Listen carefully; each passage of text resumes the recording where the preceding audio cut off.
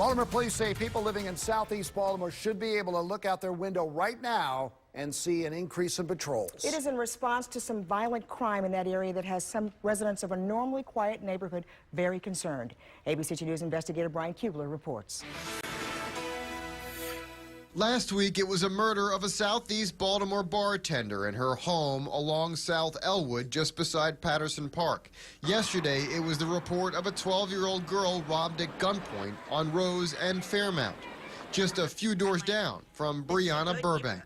So add this all up, and that makes what for you? A very uncomfortable situation. I have a young daughter living in my house. I'm afraid to get out of my car when I come home at night from work. Should you feel that way living in southeast Baltimore? Absolutely not. Because the recent crimes around here either seem targeted toward the very young or just plain random.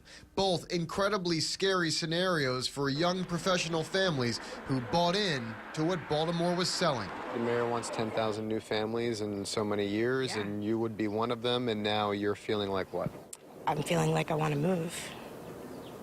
Get as far away from here as possible. That opinion is just as scary to the city and the police department. It is why people in southeast Baltimore will begin seeing what the department calls an unmistakable presence of police in the area. That push is in direct response to the recent spike in violent crime and is scheduled to begin tonight. You know, we never discuss operational numbers. We don't want the bad guys to know what we're doing.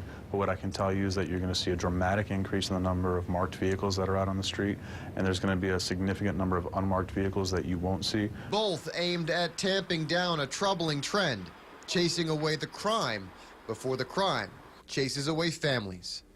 In Patterson Park, Brian Kubler, ABC 2 News.